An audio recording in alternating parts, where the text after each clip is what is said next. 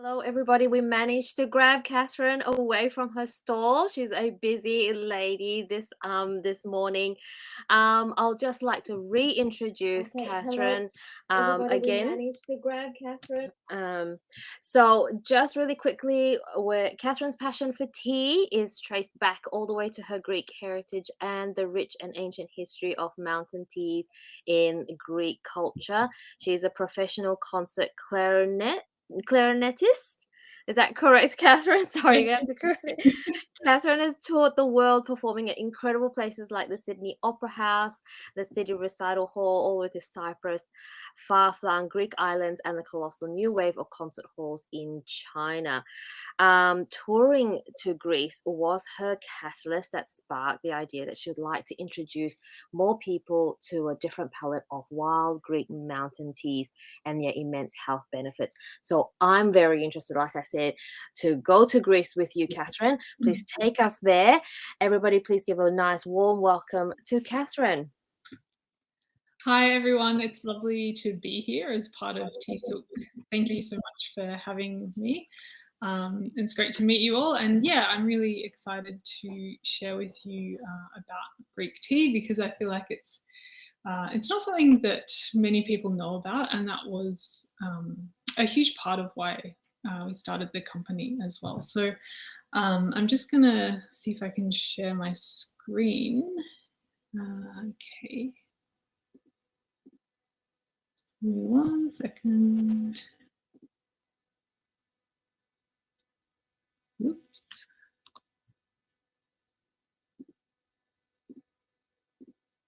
Okay.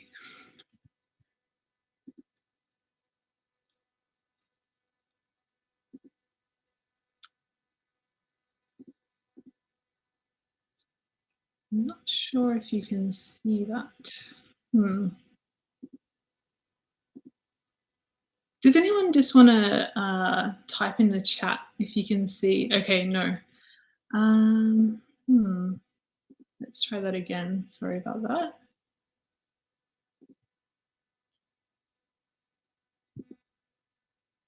Can you see it now?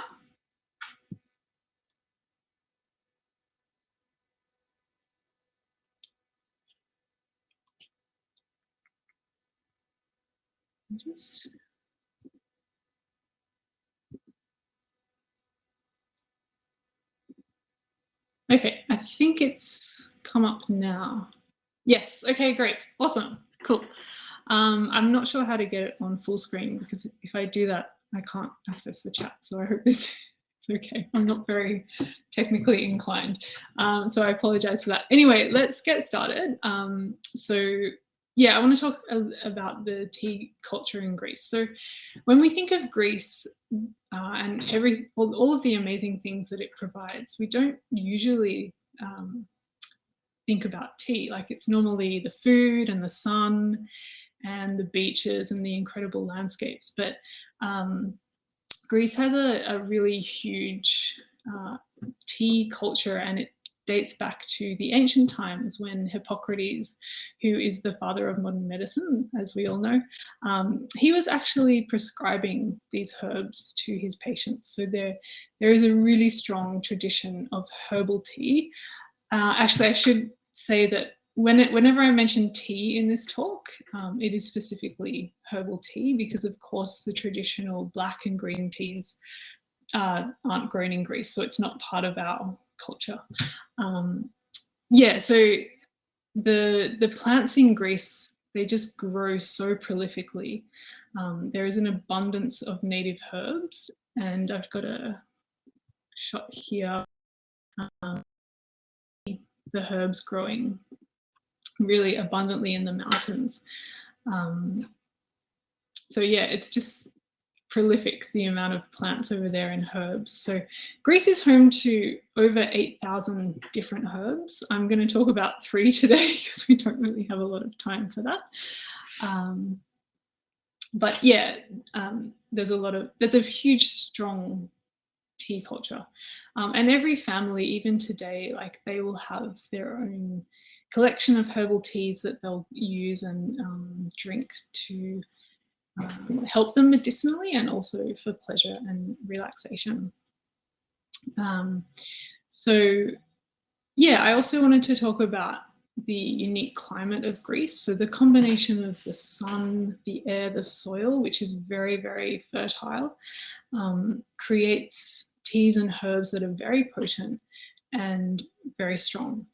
And as we go through the talk and I speak about the properties of the herbs, you'll see how they're very, very incredible. So the herbs grow abundantly in the countryside, and a lot of them are wild, even to this day. Our sage, which is grown on Crete, that's a wild sage. Obviously now there is farming and cultivation, but it's all naturally grown. They don't need to use any pesticides or fertilizers or anything like that, because the herbs just grow so easily, like it's as they have done for thousands of years. So in terms of preparation for the tea, so Greek people will traditionally drink tea every day, and mountain tea, which you can see in the image here, that's generally drunk daily as a cure-all herb. And traditionally, to prepare it, you would actually boil the tea up on the stove. So instead of pouring hot water over the tea, you boil it on the stove for about 5 to 10 minutes. And the reason we boil it is to release more of the aromatic compounds and the medicinal properties as well. So it just helps to really release them and bring them into the tea, which is great. And traditionally you would serve the mountain tea with some lemon or honey just to give it a little bit of sweetness and bring the character and the flavor of it out. There's not really a very big like black or green tea culture in Greece, but I think that's starting to become more popular. And they tend to serve the black and green teas in summer cold, so they're like iced teas for that. But traditionally it's all herbal teas. And if you go in Greece, if you go to a traditional restaurant or somewhere in a small village or a town and you ask for tea, they will give you mountain tea instead of black tea. So it's very much like part of the culture. So in terms of the ancient philosophers and like people like Hippocrates, they definitely were prescribing them and talking about the properties of the herbal teas. And there's a very important book called De Materia Medica, which I might just type in here if you want to go check it out. And this is like, it's considered the herbal Bible. And they spoke about the Greek teas and a lot of other herbs as well. So yeah, if you want to check it out, I've just popped that into the chat box. So this picture here up on the screen, that's the mountain tea, which I'm going to talk about very soon. But I just wanted to show you like how abundant it is and how easily it grows. And then this one you can see the herbs at the front and all the mountain ranges and beautiful climate and atmosphere. Okay, so let's talk about mountain tea. Mountain tea is probably the most popular tea in Greece. In Greek, we call it tsai tu vunu, which literally translates to mountain tea. Tea in Greek is tsai, very similar to chai, which you would all know. And mountain tea is a very unique plant. It's got these beautiful flowers that you can see here in the picture. So the mountain tea grows at high altitude up in the mountains, and we source ours from the Mount Olympus ranges. It has an uplifting nature, which is attributed to the broad-ranging phytonutrient compounds, which are the antioxidants found in plants. So it does help to alleviate stress, anxiety, and depression, which is great in our modern day living. We've all experienced stress at various times. So it's a very relaxing tea to drink. And because it's caffeine free, you can drink it whenever you like. So you can drink it in the morning, you can drink it in the evening. It's a lovely way to wind down and just soothe your senses. So for many centuries, the mountain tea has been known as shepherd's tea because traditionally up in the mountains, the shepherds would drink this tea to give them resilience and strength in those harsh climates. So it's very protective, very soothing tea. And you can see here the medicinal properties of it. So it's traditionally drunk as a cure-all. It's kind of like a protective elixir that the Greeks would drink. It boosts the immune system, which is great. It protects against colds and flu. Whenever my sister and I were sick, my mum would always give us mountain tea, and it definitely helped to make us feel better and reduce the severity of the cold. We've talked about how it alleviates stress and anxiety and depression. It's also very commonly used to aid digestion, so it helps to soothe your stomach. So it's a great one to eat after a heavy meal. It's anti-inflammatory, it eases aches and pains. So there's lots of different properties that mountain tea has, and it's a great one to drink every day to boost your general health. So the taste of the Greek mountain tea, I find it to be very unique. It's difficult to describe if you haven't tasted it, but it's very light, aromatic, and has a slight sweetness to it. And you can add lemon and honey if you want it to be a little bit sweeter. It's good to add some lemon to it because the mountain tea also contains iron. So the vitamin C helps the body to absorb the iron in the tea. And as I mentioned before, the best way to prepare it is on the stove, but you can prepare it in teapot, of course. That's totally fine. I just do the teapot method, it's easier. But if you really want to get all of the medicinal properties, you can boil it up on the stove and cook it for about 10 minutes. But if you're steeping the tea, I would steep it for at least 5 minutes. And it can also be drunk as an iced tea as well. It's quite refreshing in the warmer months. Okay, so let's talk about sage. So as I mentioned before, our sage is wild and it grows in Crete. And when we think of sage, we normally would think of white sage. But our sage is actually the native Greek sage. It's a different form of sage. So this is definitely one that is used as a medicinal healing plant in Greece. It's not as commonly drunk as mountain tea. It has a long history of use in Greece as a medicinal herb. And the botanical name for sage is derived from the Latin salvere, meaning to heal or redeem. It's a very strong tea. You probably don't want to steep it for too long because it has a very spicy and sharp flavour. And you can steep it probably up to 4 times because it is so powerful. Same with mountain tea. I generally will rebrew it up to 3 times because the teas are so potent. So let's talk about the health benefits of sage, or Greek sage. So it's native to Greece, as I mentioned before, traditionally used as a medicine. Also really great for coughs and colds. It has antidepressive properties, anti-inflammatory, it helps digestion and liver function, and in Greece, they use it a lot for toothache. So if you've got a sore tooth, you can drink some Greek sage and that will help to relieve any pain. The next tea I'll talk about is called Dictamus. So this one is only found on the island of Crete. It's endemic to Crete. And in the Cretan culture, it is called erontas, which translates to love in the Cretan dialect.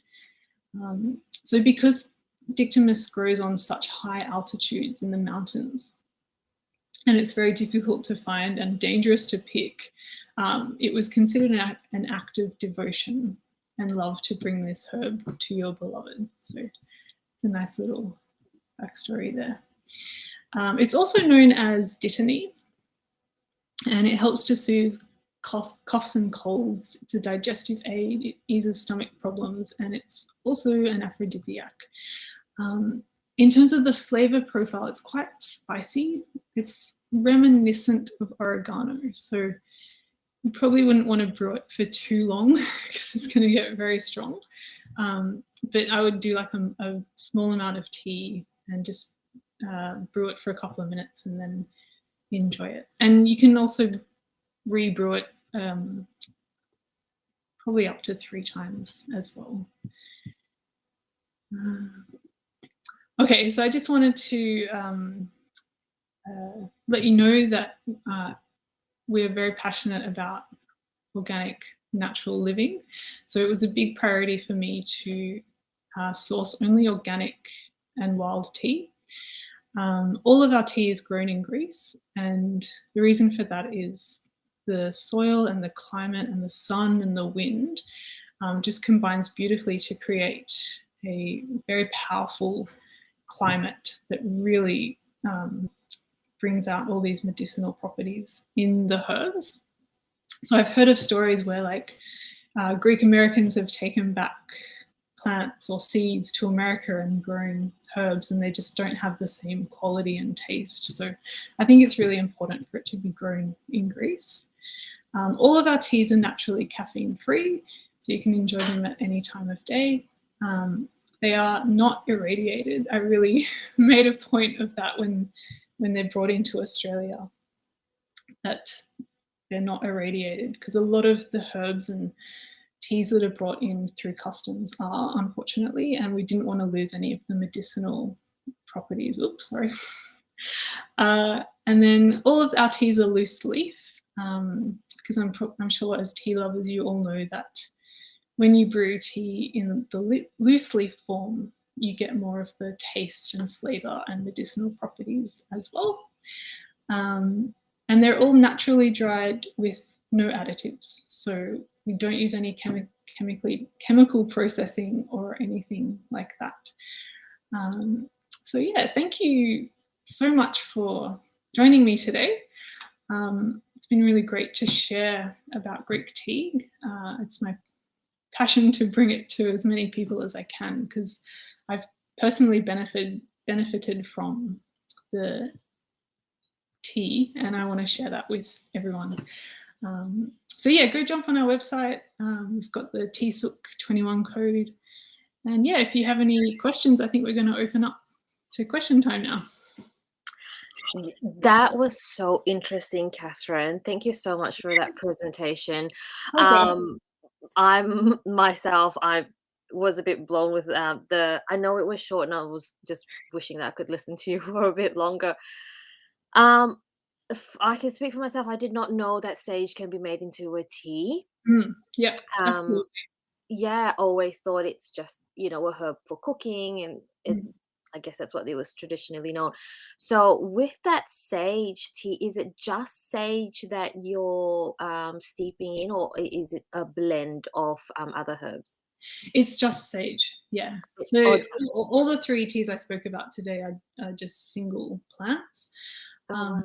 You can add in other herbal teas if you like. And we have a beautiful blend on our website called Folk, which has mountain tea, Dictamus, lemon verbena, holy basil, rose, and helichrysum. So it's a beautiful tea. It's very warming and spicy, and yeah, it's just a lovely blend. So yeah, if you want to get creative, you can make your own blends with the 3 single herbs. All right, all right. There is a question from the Mhm. audience, and no, I think it is. Was asking, what's your favorite blend, or which of the herbs is your favorite tea? Yeah, that's a great question, and it's a hard question to answer. I think at the moment I'm really enjoying mountain tea because we are in the warmer months and it's a lighter tea. In winter, I love sage. It's just so bold and full, and it's very like warming and comforting. Yeah. So probably Yeah. those two are my favorites. Yeah. Nice. Mhm. Now I have a question in terms of, so the medicinal properties of them Mhm. all. Like, it's just amazing that one herb can cover a range of different ailments, and particularly with the mental health side of Mhm. things. So that the mountain tea is at sort of best to give as a preventative, or after someone's got a known sort of depression and Mhm. anxiety, and it sort of helps to alleviate some of those symptoms. So how does it work? Yeah, it's a great question. I think both. Like I would take it as a preventative, but if you are experiencing those um, mental health issues or problems, you can definitely drink it, and it will help to alleviate it. It's not going to completely cure it, Hmm. but Yes. it as part of your Management, I guess. yeah, definitely. Yeah. And it's good, I guess. It's one thing we want to try and steer away from, I guess, pharmaceutical management of these things, and it's great, I guess. Do you tend to use these teas with essential oils as well? I personally use essential oils, but I don't put any essential oils in the tea just because the teas are so potent and strong. They have their own essential oils in there. So, Yeah, um, yeah, I would think so. Yeah. but it's interesting what you said about trying to minimize prescriptive drugs because in Greece, like, especially in the more like traditional villages, like out of the cities, um, Mhm. they will just go to their herb garden and pick tea and use that. Like, even if Wow. they have access to a pharmacy, because they know how powerful it is. It is, yeah. Yeah, so I think like, it's very interesting to know that they will still do that. Yeah. And that's what we need to try to introduce to everybody, is just to go back to what is provided naturally, I guess, Absolutely. isn't it? Yeah. All right. I think that's all that we've got time for in terms of questions. I can't see any more questions from the audience. So I'd like to thank you so much, Catherine, Thank again you. for this presentation, and I look forward to speaking with you again in the future about your teas. I may just order that mountain tea. Sounds Yeah, really good. it's a good one. Thank you so much for having me Oh, and for all of the work that Tea Tasters has put in for Tea Souq. And yeah, I hope everyone has a lovely weekend. I'll be at my booth tomorrow at 12:30, I believe. So if you have any more questions or you just want to come and have a chat, yeah, feel free to come by. all right, everybody, get onto those mountain teas. And with the weather like this, it's rainy and cold in Melbourne. Oh no. It's supposedly summer, so maybe get onto those sage tea as well. All Yeah, right, thank you, and we will be back soon with our next presenter. Thank cool. you again. Bye bye. Thank you so much. Bye.